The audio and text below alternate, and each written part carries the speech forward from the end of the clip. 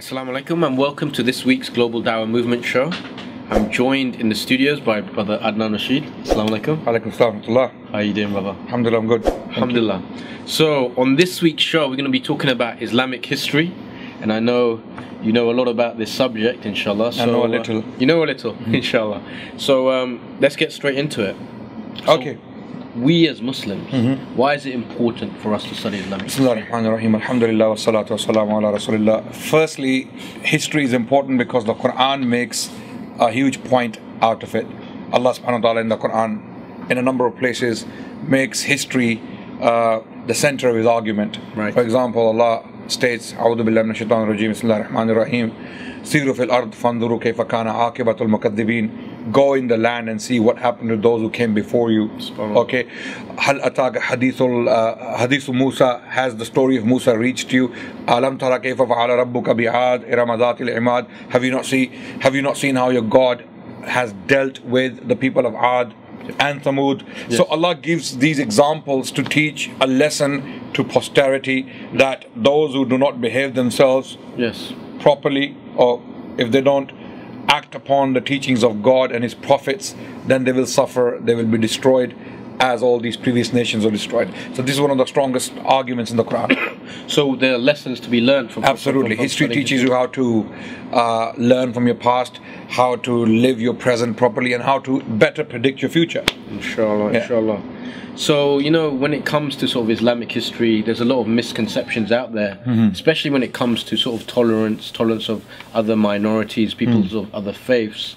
What is the actual real understanding? Yeah. And the truth? The dominant rhetoric on the news and among main media outlets is that Islam is somehow a barbaric faith. It is not clearly stated, but the insinuation is that Islam is actually intolerant of other faiths and it has been a force for bad and evil. But when we look at our history and we study it carefully, like historians have and academics have, we come to realize that Islam was actually one of the best things that happened to humanity. Why? Islam brought people together under one umbrella. For example, when Muslims came to power in Syria, in Persia, or even in India, or even Spain, for example, Muslims allowed Jews and Christians to coexist, while previously they couldn't coexist. Christians were not allowed to live in Jerusalem.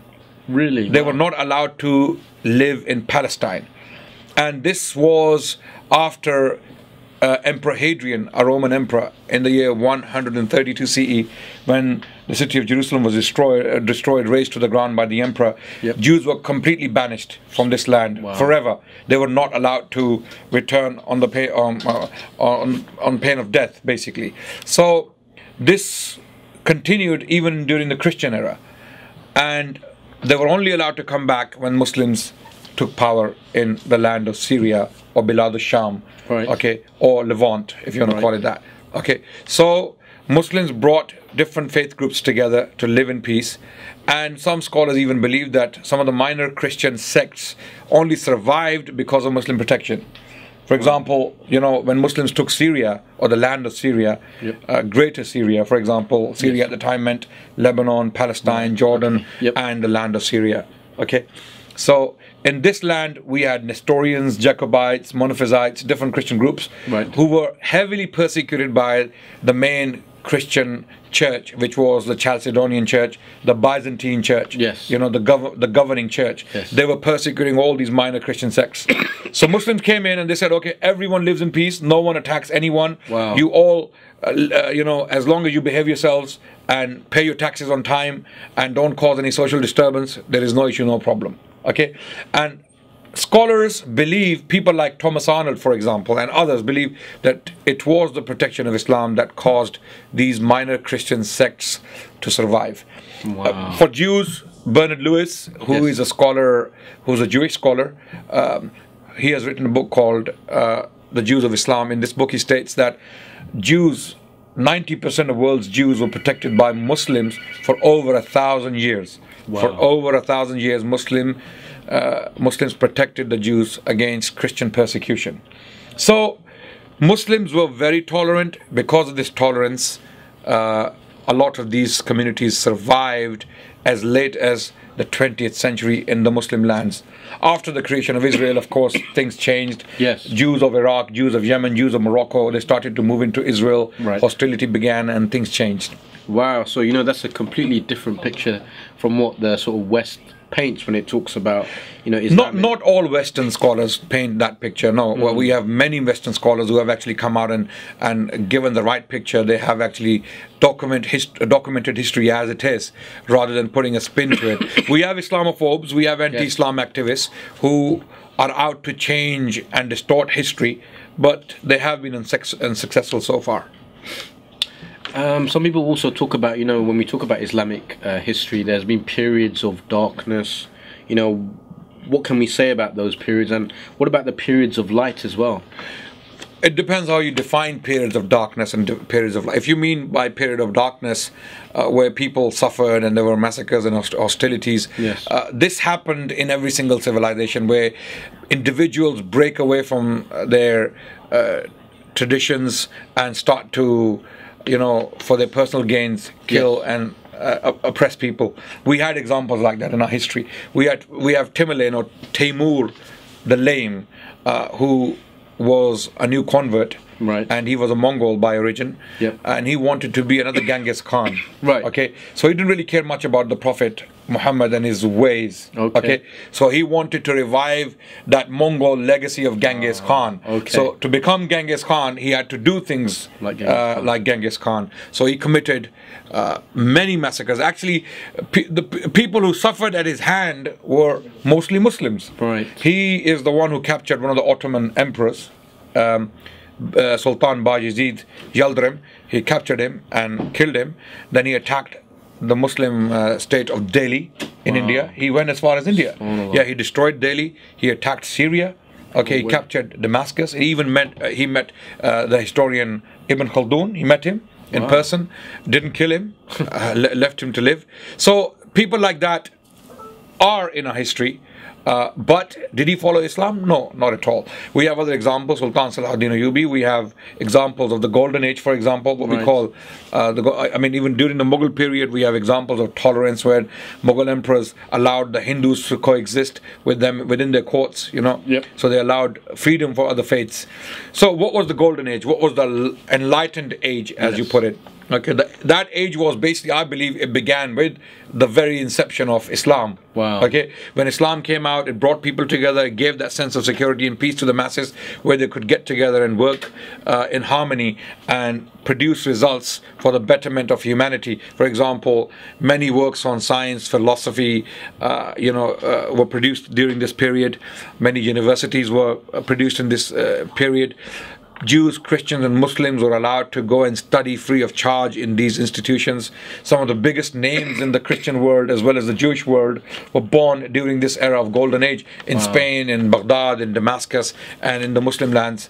One of those names is Maimonides, also known as, or actually his name was Musa bin Maimun. Maimonides was the name he was known by later on. Or he's also known as Rambam to the Jewish people. Right. He's known as the second Moses. He was born in Cordoba during the Golden Age. Wow. Although he was persecuted by a hostile group that came to power in Spain known as Al-Muwahidun. But he migrated from a Muslim abode to another Muslim abode. Right. So where did he find refuge? He found refuge with Sultan Salahuddin Ayyubi at the same time. Wow. And he lived in Egypt for the remaining part of his life. So we have many examples like that. We have Christian scholars, Al-Kindi was one of them, who was actually criticizing Islam, living with the Muslims in the Muslim domain. So we can give many examples of coexistence and tolerance when Muslims facilitated harmony, and that harmony produced what we know today as the Golden Age of Islam, or the civilization of Islam. And, and going on to the sort of Golden Age, what about the sort of, is Europe indebted to that sort of Golden Age? Absolutely. People have written chunky volumes on this very issue. If you want to read on this topic, I would highly recommend a book written by a man called George Sarton, who published his book titled Introduction to the History of Science. It is an introduction, but it is in 5 volumes. Can you believe? I mean, this is unbelievable. Okay, it's an introduction. It's in 5 volumes. Almost 60 to 70% of this introduction is on Islamic sciences. What Muslim scientists or what the Arabic scientists Right. did, and how they passed this knowledge on to the Europeans. So the European Renaissance is inducted to Islam. We have a book written by a man called George Saliba, and the book is titled The Arabic Origins of the European Renaissance. I have actually written a booklet on this very topic. It's called Islam's War on Terror. Right. It can be found free of charge, Okay. PDF online. If you go and put my name, Adnan Rashid, and Islam's War on Terror, the document will come up. Fantastic. So all of these things, or a lot of this, Yes. is discussed in this document. And just to end, what can we learn from Islamic history in today's day and age? And what can we apply that will make a better society for us today? We need to educate ourselves, primarily the Muslims. Muslims are completely, in some cases, unaware of their own history. We need to understand, learn our own history so that we can teach it to others. Yes. And when we do teach it to others, it brings harmony, it brings understanding, it brings mutual respect. Okay, Right. a lot of non-Muslims out there on social media, they get sound bites from news outlets and news reports. Daily Mail is publishing hateful stuff on Muslims. Yes. Sun newspaper is doing that. Sky is doing it. CNN is doing it, and people get crazy and people start to think Islam is actually barbaric. But most people, unfortunately, in this day and age, do not go outside of their mobile phones. They don't study books. They don't pick up academic works and start studying the history of Islam and what Islam did to the others. Okay, so people have to study. Muslims have to study so that they can educate others. It is very, very important for better harmony and cohesion in this current day and age. In modern 21st century society. Jazakallah khairan for Thank you. Coming in today. So that was a brief introduction into Islamic history. Inshallah, we'll have future shows where we'll go into a lot more detail, especially like the Golden Age, Islamic scientists, the sort of Renaissance, European Renaissance, where a lot is indebted to the Golden Age of Islam. So Jazakallah khairan for joining us, and inshallah join us for next week's show. Inshallah. Assalamu alaikum.